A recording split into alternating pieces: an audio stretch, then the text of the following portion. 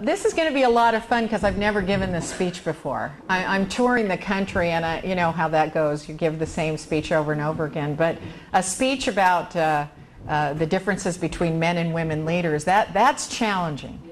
And so I was interested to see what I would come up with. And I struggled with this a little bit. So the first thing I do want to say before we get started today is to thank the organizers again. How about a big round of applause for the organizers of this event.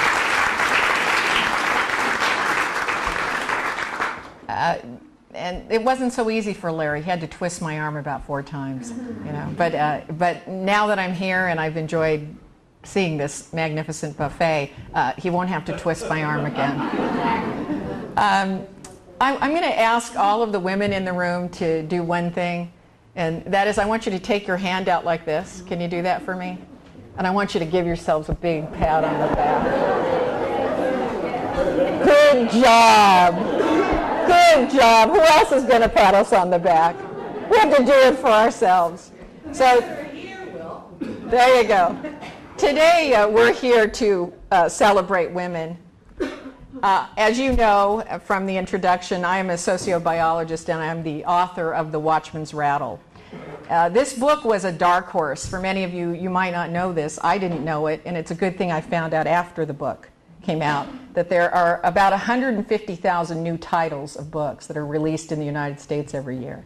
So when you go to a publisher and you say, listen, I think there's a connection between evolution and current events. I think we're up against some evolutionary obstacles that have caused previous civilizations to collapse. Their eyes sort of roll back in their heads. And you think, okay, maybe not such a good idea. I should maybe write about a boy wizard or some vampires that fall in love. And I offered to work that into my book. It didn't go so well. Somehow I did capture some of the problems of our time. So the book took off. And before I knew it, I was touring the country and hosting a weekly syndicated radio program called the Costa Report, which, as Larry mentioned, is available here in Monterey every Friday afternoon at KSCO.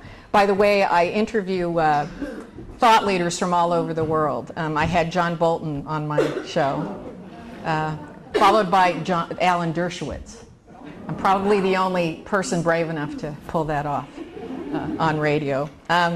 In any event, the first hour I interview a global thought leader and I do a long format. I talk to them for 1 full hour because I'm not interested in that 5-minute kind of thing they do on every single television and radio outlet. You know the thing. They do 3 speaking points, and they go from Fox to MSNBC, CNBC, and blah, blah, blah, blah, blah. And I'm not interested in that, but I'll tell you what, when you have them on for 1 full hour, they run out of material really fast. You get some good stuff. You actually start to have a conversation. So that's what I do. I interview them for 1 full hour, no questions in advance. You have to fly high with me, and you have to take a chance. And interestingly enough, if you go to my website, you'll see that we've had everybody from Ron Paul to the head of the Nuclear Regulatory Commission. And this week, I believe on this Friday, I have Vint Cerf, who was the person who discovered the internet. I know you think it's Al Gore. Was Vint Cerf. He was part of the DARPA program, and he's now a chief scientist at Google, and he'll be talking about where technology is going to be taking us. My book, The Watchman's Rattle, is about the problems we experience when the complexity that we have to manage exceeds the cognitive capabilities that we've evolved at any particular point in time. And when that happens, we get certain symptoms. Certain predictable symptoms start to appear. Now, I'm not going to have time today to go through the earliest signs of collapse. But I will tell you that one of the most dangerous symptoms is that there is mass confusion over our beliefs and empirical facts. Okay? And we can see this in the Mayan civilization. We can see it in the Romans. I'm now studying the collapse of the Ming Dynasty. By the way, there's a lot of people that are drawing an equivalency between where the United States is today and the Roman Empire. No, it's the Ming Dynasty. We have a lot of similarities in terms of debt, a shortage of silver, the kinds of things that brought that dynasty down after 300 years. The time frames actually look remarkably similar as well. So in honor of Women's Day today, I decided that we should talk about some facts because there's a lot of garbage out there when it comes to stories about willful and very wise women. So the title of my speech today is What would the world be like with more women leaders? And I just want to begin by saying that this is a question that each of you in this room is going to have to answer for yourself. I don't presume to tell you what the world would or would not be like. So I'm going to do the next best thing. I'm going to share a few facts with you and then open it up for discussion, because that's one of the things that we women do very well. We collaborate and learn from each other. So for openers, I'm going to assume that there are very few of you that are neuroscientists who study the human brain. If there are any of you, please stand up, because I could use it. So you might not know how very differently the male and female brains look and also function. And when you stop and think about it, this is the first time in human history, I mean, think about it, through all the ages, we have not been able to see what goes on underneath the skull. It's only recently we've been able to put a skull cap on and administer all kinds of really bizarre experiments and thoughts to you and watch what your brain did as it scrambled around to try to solve problems or explain situations. And so this has allowed us to actually look at how male and female brains process information, solve problems, and look at things and how they respond to a wide variety of stimulus. So the first thing I'm going to start with is the size of the human brain. Okay, now before you get upset, the male brain is about 10% larger than the female brain. Okay, this is an empirical fact. Remember, we're talking about facts. But I don't want you to let anybody tell you that that has anything to do with intelligence, because if size mattered, then sperm whales would rule the world. Their brains weigh about 7 pounds, and the average human brain is about 3 pounds. So, you know, since sperm whales aren't running the world, we now know size has nothing to do with it. So if it's not overall size, then it's what the brain is made up of and how it's programmed to operate. And here's where things get really interesting. Men have 6.5 times more gray matter than women. And gray matter are thinking neurons in the brain. But women have 10 times more white matter. And those are the connective neurons in the brain. Okay, 6 times more gray versus 10 times more connective neurons. So when it comes to connecting dots to solve a problem, women generally have the upper hand. And I don't know about you, but I think we could use a few more out-of-the-box thinking leaders these days, rather than the partisan ninnies who keep fueling gridlock for us.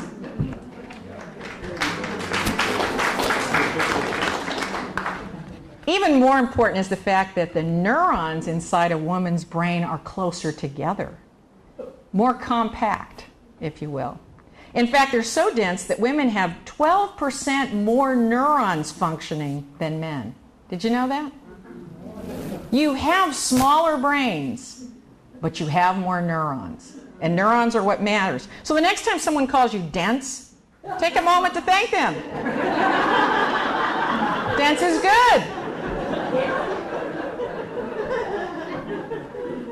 Truthfully, when you think about dense brains and the fact that the neurons inside of a female brain are closer together, recent studies show that women have a natural ability to solve problems faster than men because our neurons are closer together.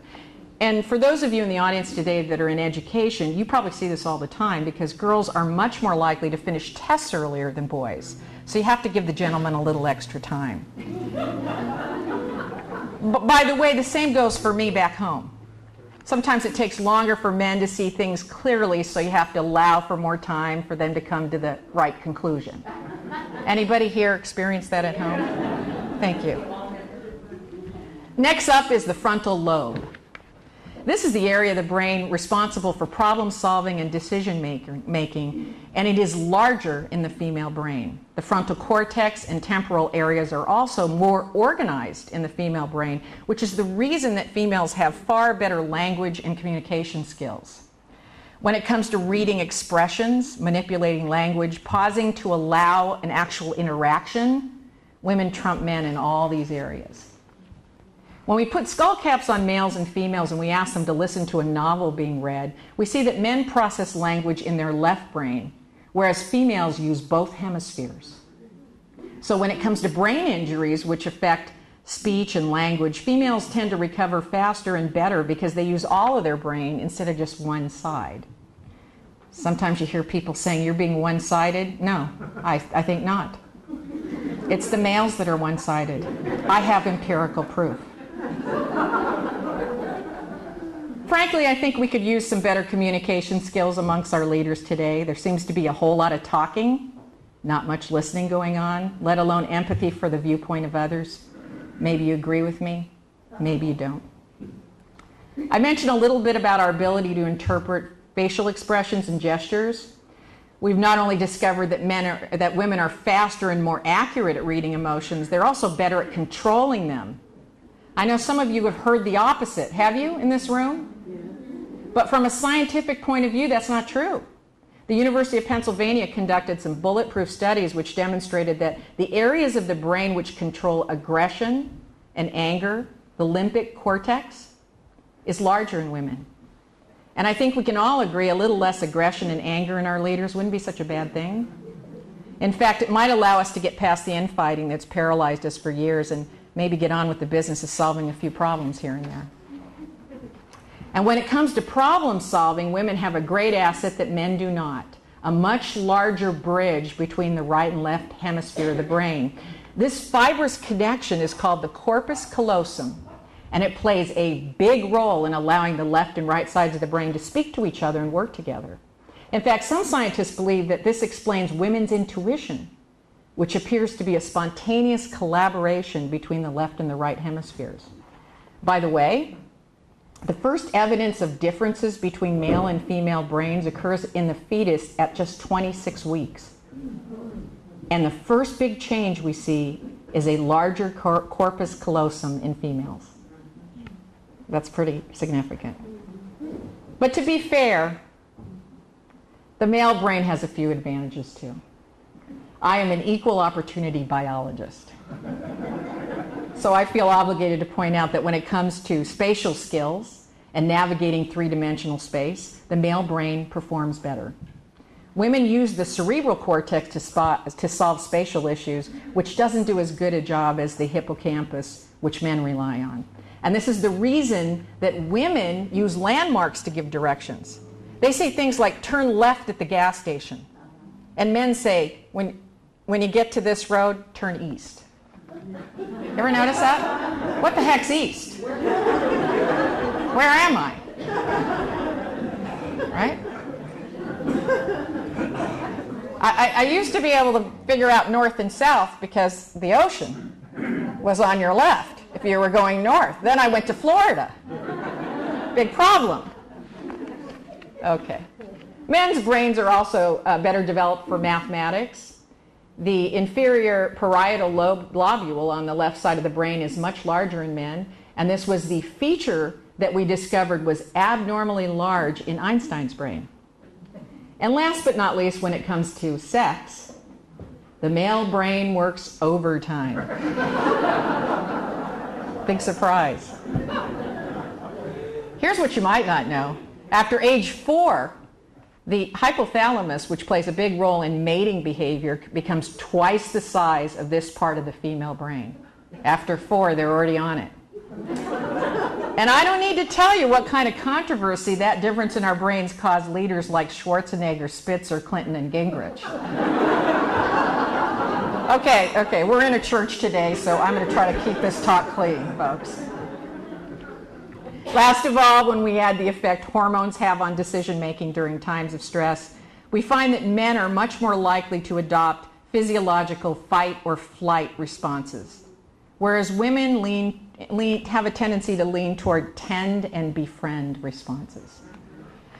In a world that's quick to slap a sanction on a country or an individual, in a world that wages war at the drop of a hat, in a world that's grown so complex that even smart people are befuddled at what to do, a little more tending and befriending wouldn't be the worst thing that could happen.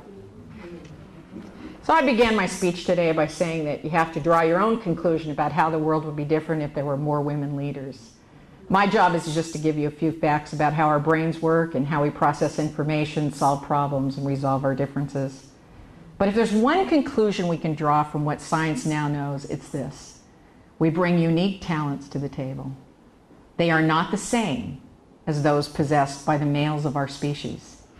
And in a troubled world in which we now live, it would be a shame to allow them to go untapped. Thank you for inviting me to speak to you today. I think Larry wanted to open the floor up for questions. I know some of you have questions about my book, and I'm happy to answer those too. And following this, I'm going to be out signing copies of my book, so I hope that you'll stop by and introduce yourselves.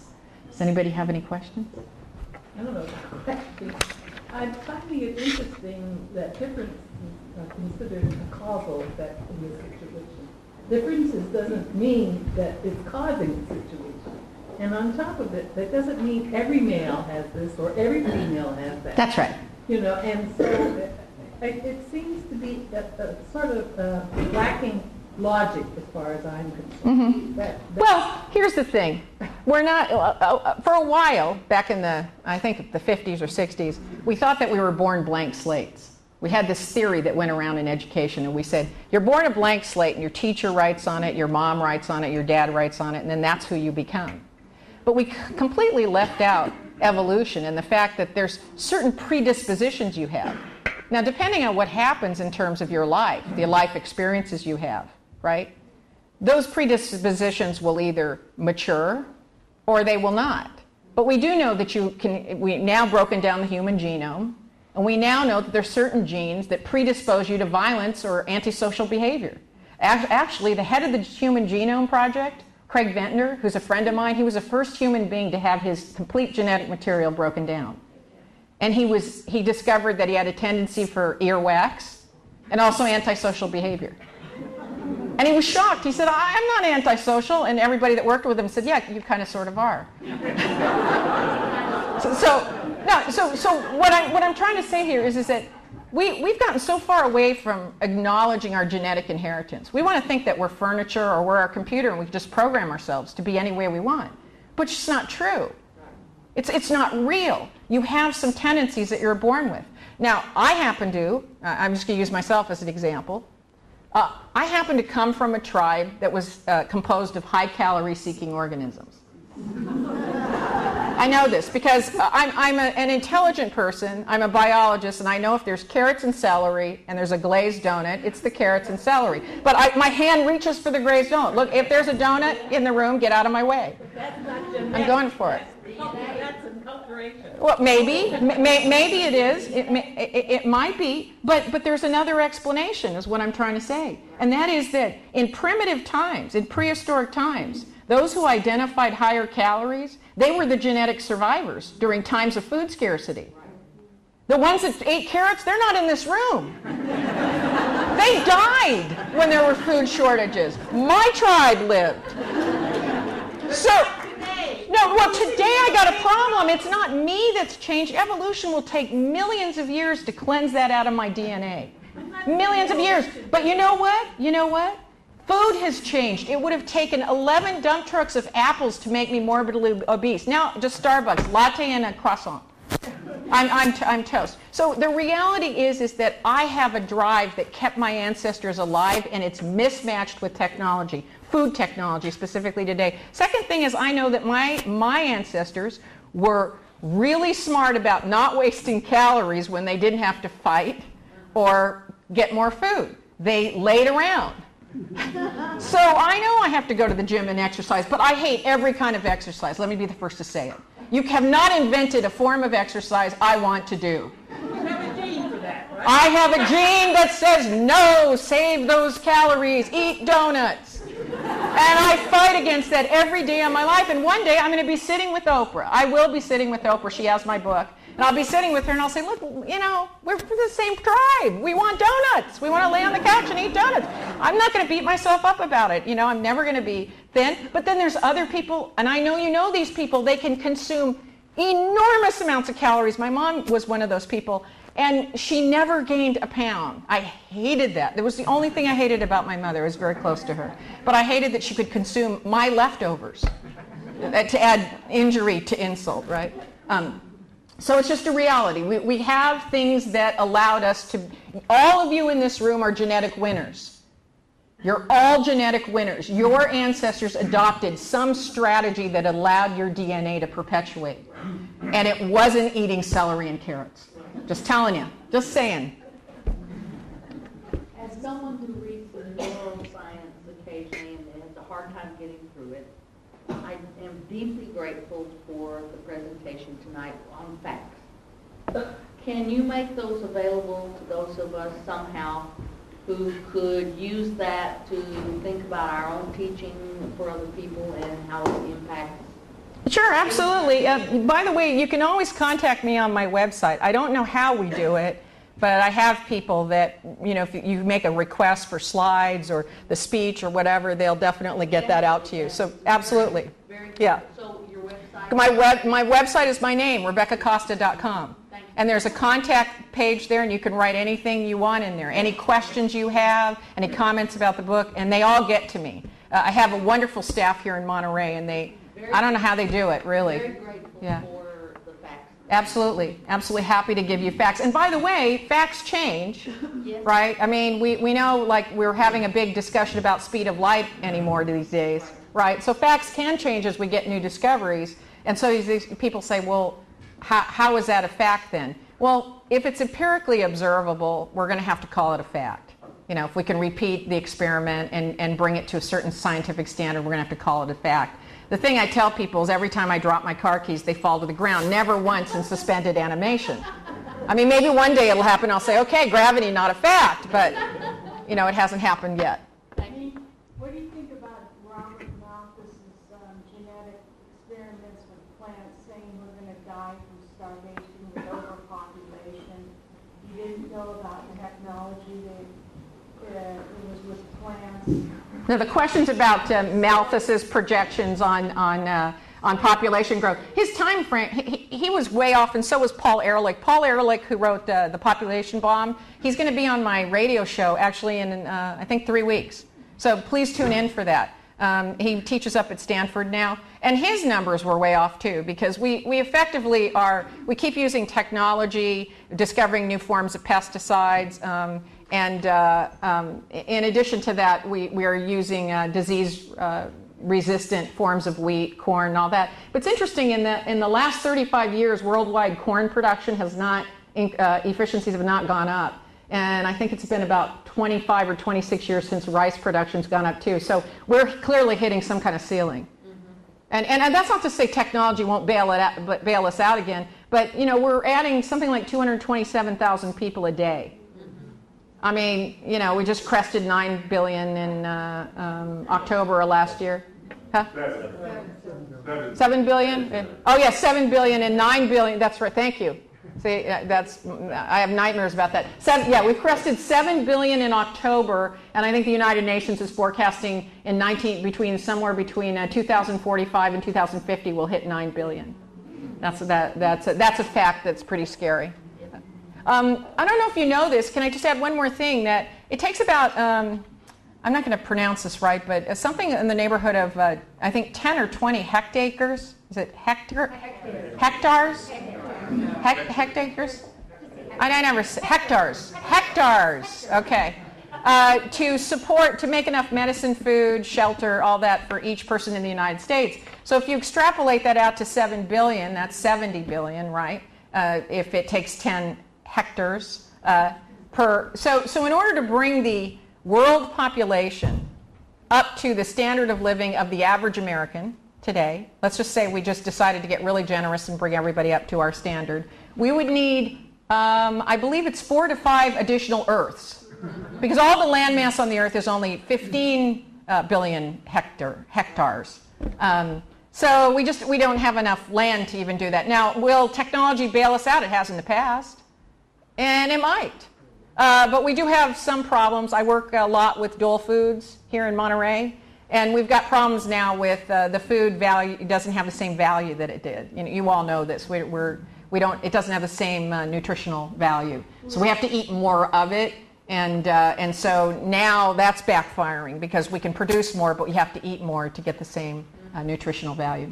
There's also the concept of vertical gardening. Vertical gardening, we've got hydroponics, you never know. We're really an ingenious species. We come up with stuff. We mitigate. It's amazing. So I wouldn't bet against us, but it is true that 99% of all the species on the planet have gone extinct. So our odds are not great, but we made it to this point. It would be nice if we didn't create disasters, and if we would use the information that we have to act preemptively. But that's what my second book's about, is we're not really hardwired to act preemptively, which is the fundamental biological problem. If I throw a snake down in the middle of the room, you're not even going to think. Your bodies will fill with adrenaline and you'll jump out of the way. Somebody will say, kill the snake. Someone else will say, that's a garter snake. Put it in a box. You know, it gets rid of harmful rodents and all that. And there'll be a discussion. But the first response will be to get out of the way of the snake. I start talking to you about climate change, and we measured you. Your heartbeat doesn't go up 1 an hour. You're not wired to worry, but that's why 20-year-olds don't care about Social Security. You ever tried to talk to one about it? They're like, Social Security? I'll worry about that when I'm older. Well, of course, they won't have to because, you know, it won't be around. Yeah. So there you go. It takes care of itself. I want to know if you have thoughts about why more women in the U.S. don't run for Congress, or if you have any observations about some of the challenges women in particular face in this country, given that there have been some gains in other parts of the world, but here it's sort of flat at the level of Congress. I can't answer why women don't run for Congress. I have no idea. I can tell you why I've not run for Congress. I've been asked by Bill Richardson, Bill Bradley, some very important people if I would run for government office. I would never want that job. I can't think of a way that I would be more frustrated and an angry, bitter little person I would become. Because you can't get anything done. I spend so much of my time in Washington, D.C. right now because they've gotten hold of the book and they now want to wave it around and say, look, I'm really progressive. But I'm just going to be really honest with you. I spend so much time in Washington, D.C., I can't think of a worse place to actually try to get anything done. So how do we transform? Once you become a congressperson, you're locked in. You've got rules and laws of how you can behave and procedures you have to do. So much better to be on the outside pushing people. I can go into Washington and I've got no skin in the game. I can say anything I want. I can stand up to anybody and say, that's actually not accurate. What you just said, it's not accurate, and everyone just shirks, but I don't need the job. They got a problem with me. So where is our leadership needed? Our leadership, things have gotten so complex right now that you've got people like Nancy Pelosi putting her hand on the health care bill saying, sure glad we passed it, so now we can read it and find out what's in it. If you need any more evidence that bills are being passed and things are happening that are beyond the cognitive capabilities of any elected official, we're asking people who are business people and lawyers to vote on health care, on what to do on health care. We're asking people who are not scientists to vote on nuclear energy. They've never passed a science course in college, but they're going to vote on this stuff and they have to try to understand it. You know, it's not good. So the alternative of not understanding something is you have to trust what someone's telling you. And then in order to make that work, you need oversight. No one can afford oversight. Now, we used to have the media that provided oversight. They were kind of like the Supreme Court, but of public opinion. It was fantastic. But what happened? Any of you listen to talk radio? Now, I was originally offered a position on NPR. They wanted me to do a show from a sociobiological standpoint to explain breaking news, current events, and things from a biological standpoint. And I was originally going to do it because I think they have a commitment to try to do quality programming. But then I started listening to AM radio, and I went, I need to go there. That's who I have to talk to. So I'm on right after Rush Limbaugh. I take bullets to my head every Friday afternoon. You've got to tune in. You know, so but that's where people need to start talking. We have to get braver and not talk just to ourselves, but talk to people who think that you're a lunatic. That's who you need to be talking to. Along the evolutionary trail, it seems that somewhere along the line we managed to create some women warriors.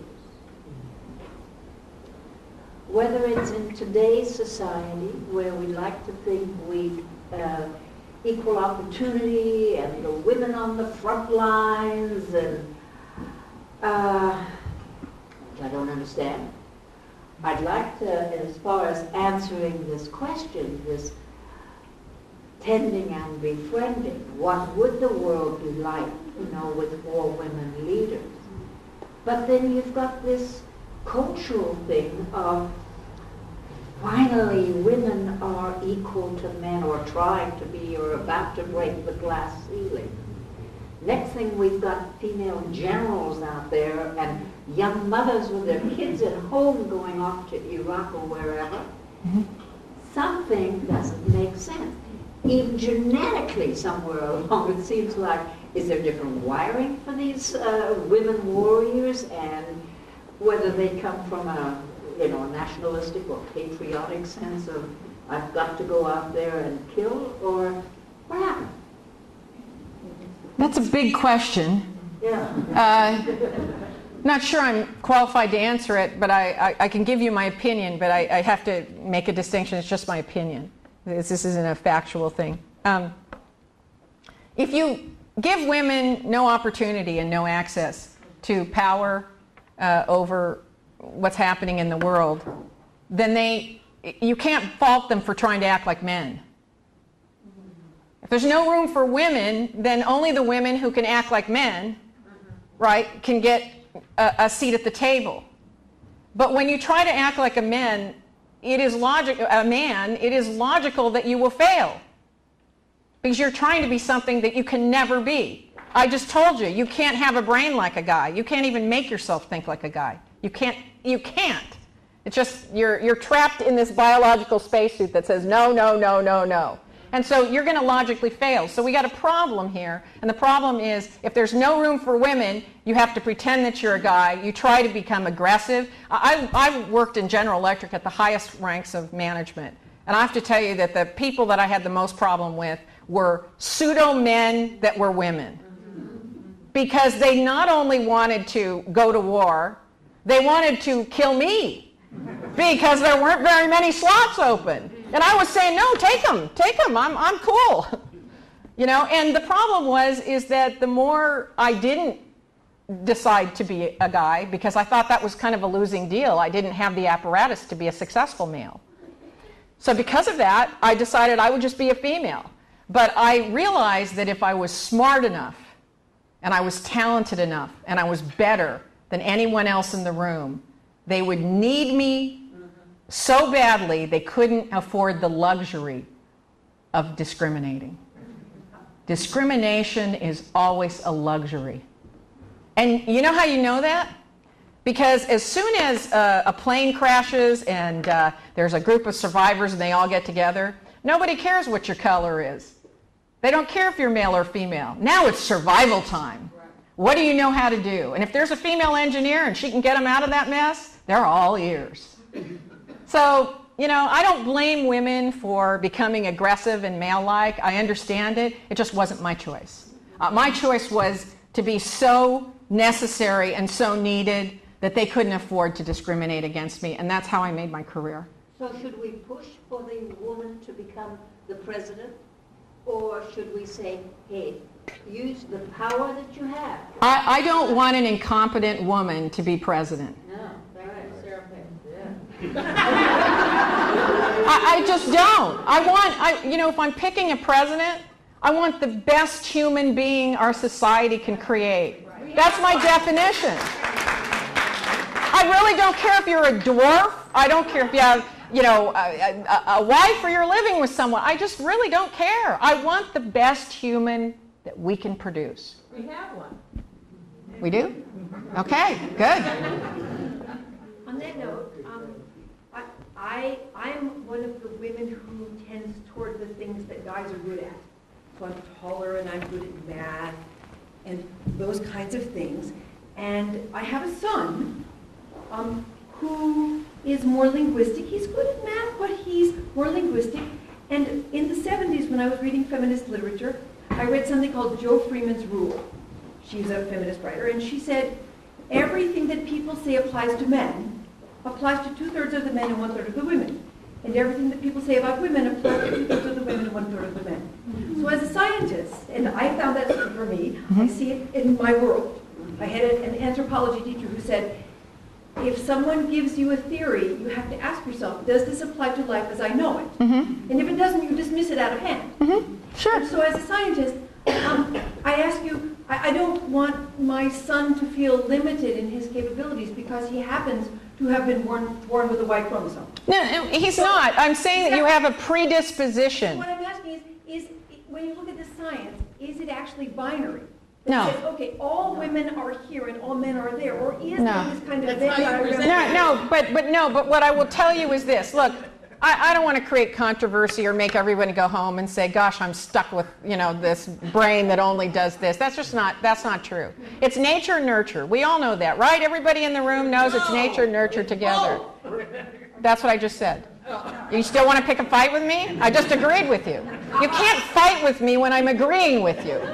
It's not allowed. Okay, so, right.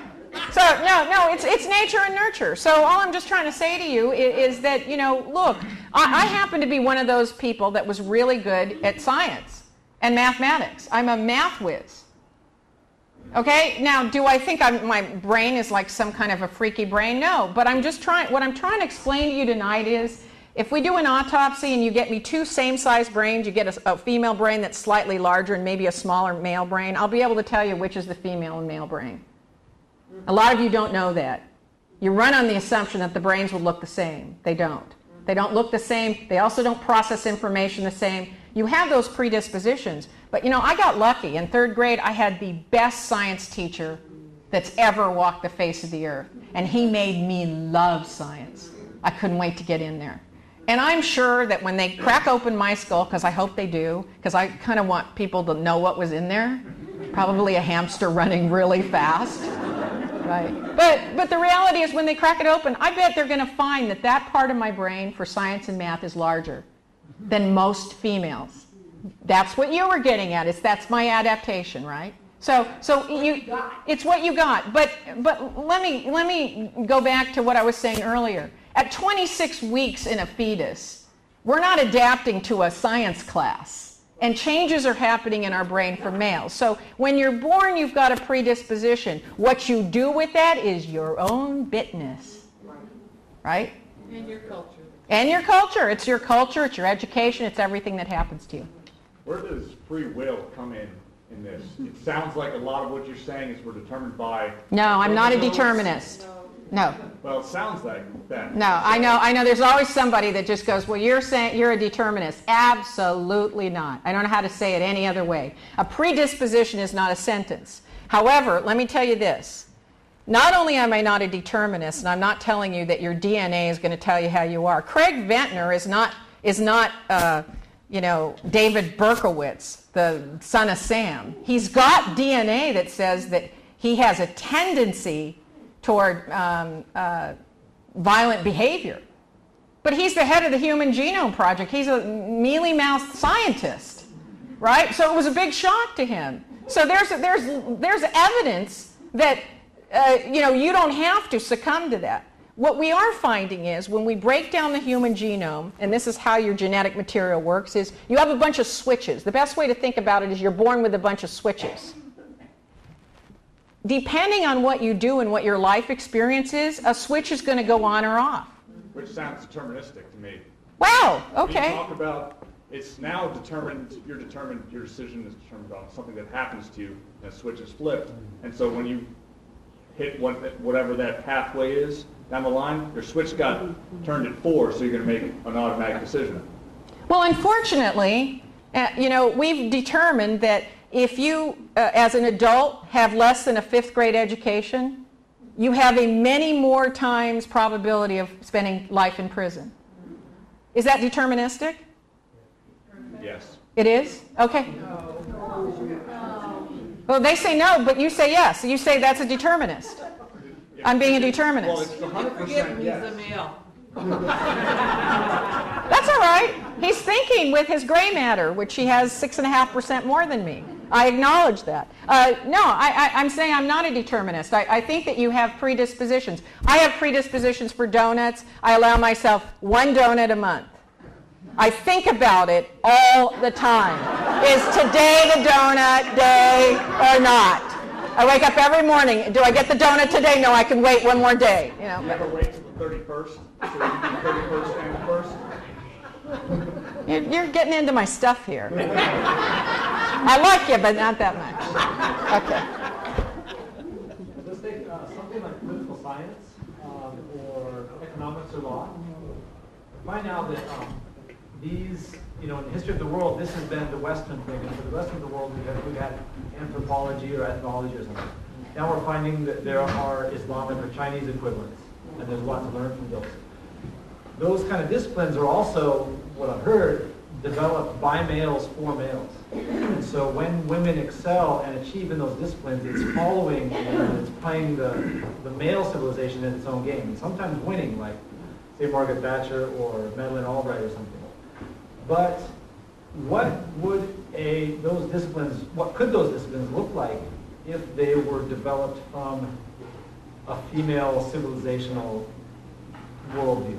In the same sense that we're finding, the equivalent in, the Islamic civilization, the Chinese civilization. What would a female political science or economics or law look like? If you can imagine.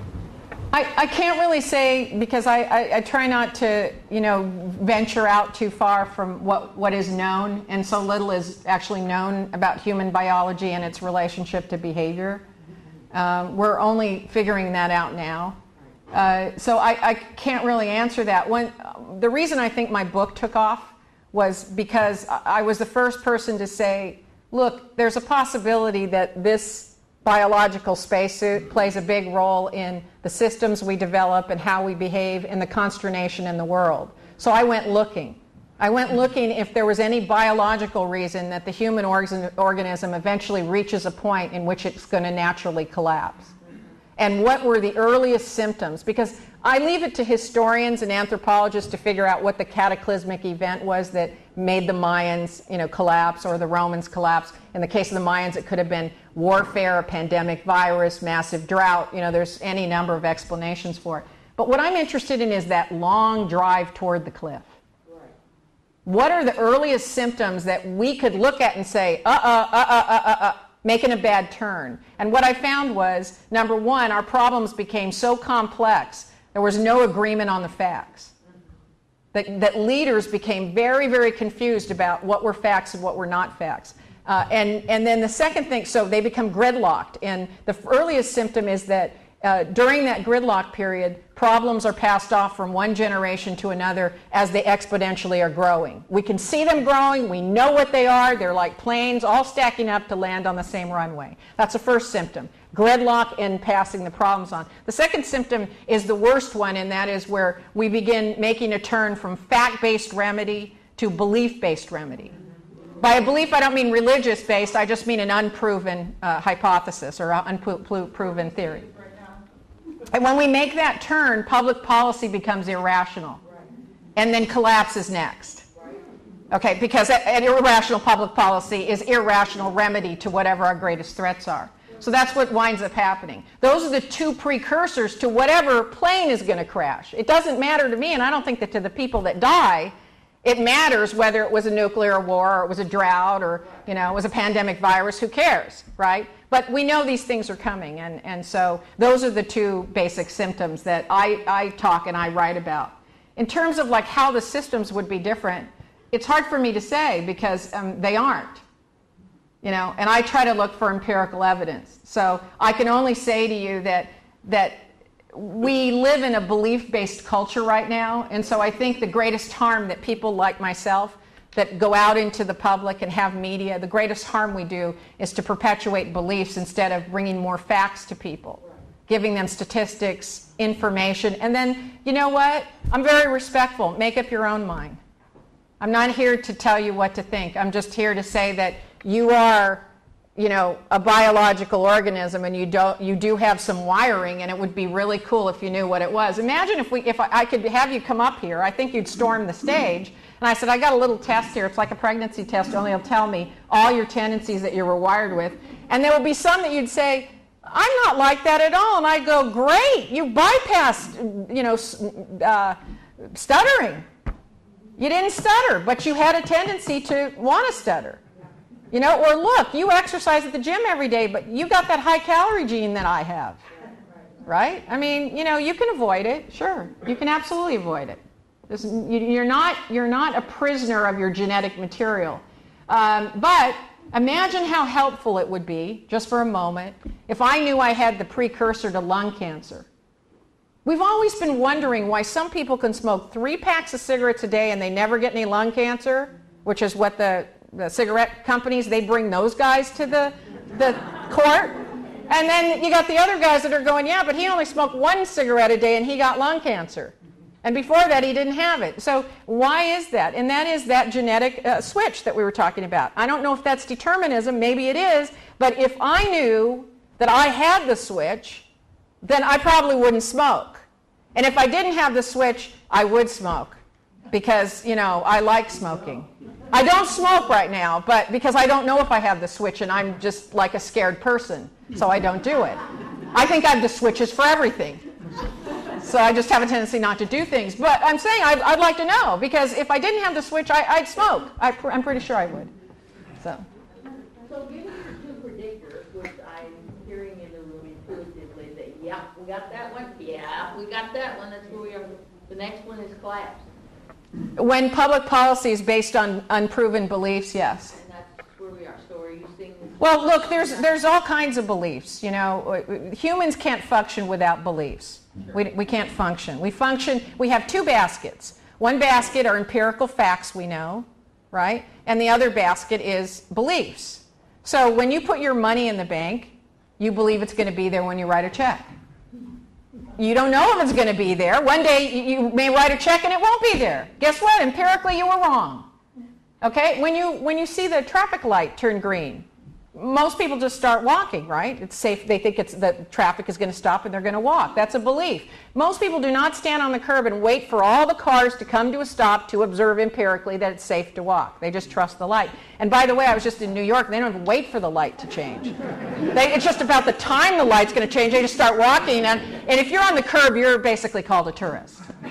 Yeah. So that's how you can tell. Yeah. Okay, I'm just going to go over here. Probably be better, and I agree that's true. But if that's true, then why don't matriarchal societies rule the world, or at least are on top of one of the major powers? I don't know if it would be better if women ruled the world. I have no idea. I don't want to make that statement. I have no idea if it would be better. I don't know if, I do know that fact-based people ruling the world would be better. Right, people who bother to go get information and base them on and make their decisions on empirical fact would be a really good thing. Instead of someone saying, I don't believe in climate change. By the way, some of you probably have seen that Donald Trump endorsed my book. Now, when he called me up, I happen to know him, he called me up and he said, Costa, you wrote a good book. I'm going to endorse it. And I held the phone really tight. I thought, I don't know if that's a good idea. I don't like the Donald. You know, so for a moment I was kind of, okay, this might not be so good.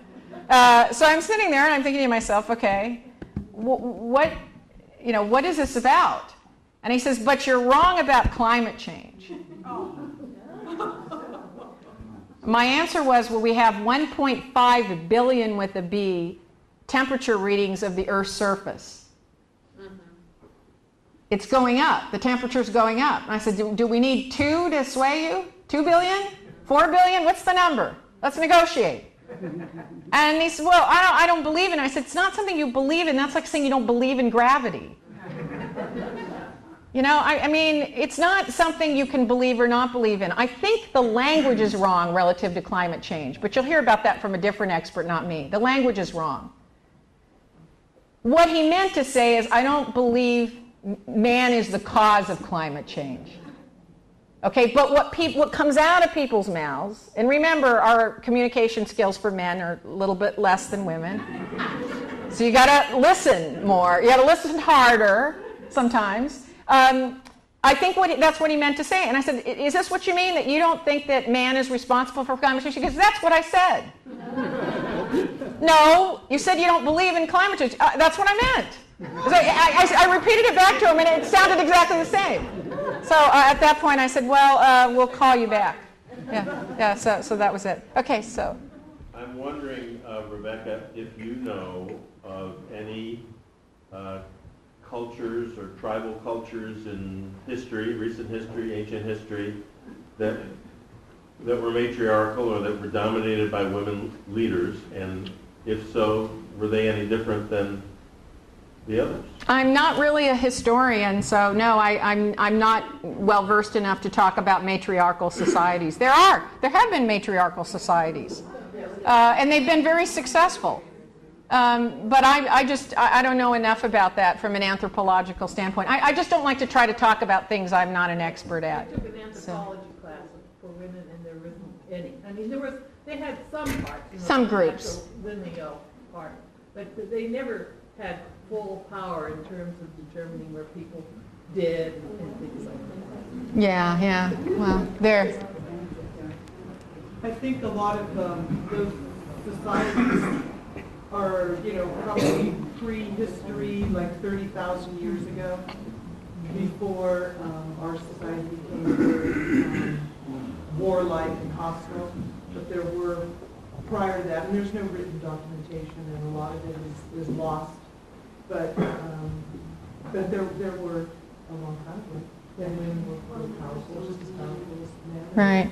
Well, one thing, we can talk about men and women, and we're here to celebrate, Women's Day, and we should talk about that. But we have a lot in common between male and females. We've broken down the human genome, and we've discovered that we have about a 4% difference in genetic material from our nearest ancestors on the planet, which are the bonobo monkeys. So, in my view, we've leveraged the heck out of that because, none of you are throwing food across the room or jumping on your chairs, and the men aren't trying to have sex with their chairs, which is really what bonobos do. I mean, that's all they're interested in doing. And I spend a lot of time with them, so I can answer questions about 95% of our DNA predisposition. Right. I was really good with my kids. When my son would come home and he'd miss curfew or something, I'd say, listen, I know that's the 95% bonobo, but I'm kind of appealing to the 5% here that's human. And, I gave you the information. If you miss curfew, I'm going to have to take your car keys away and all that. And he'd say, do I have to have the bonobo speech again?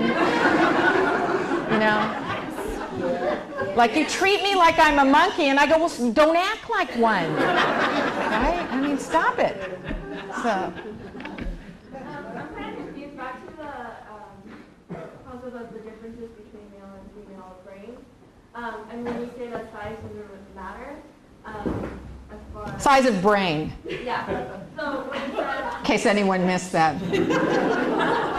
yeah, size of brain. So when you say that certain parts of the brain are larger than other parts, like in the same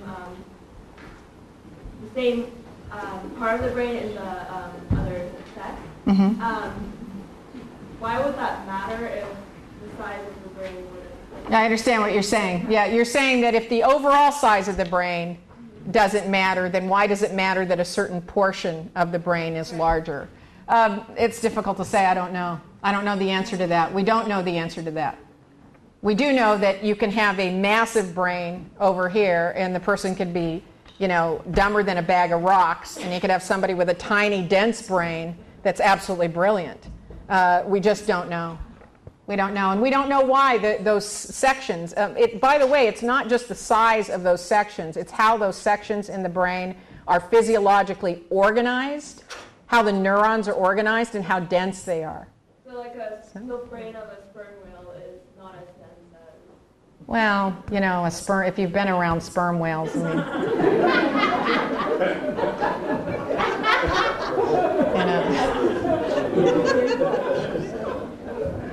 I leave that up to you. So I want to thank you again. I'm going to answer questions out here while I'm signing books. I hope you'll stop by. Thank you.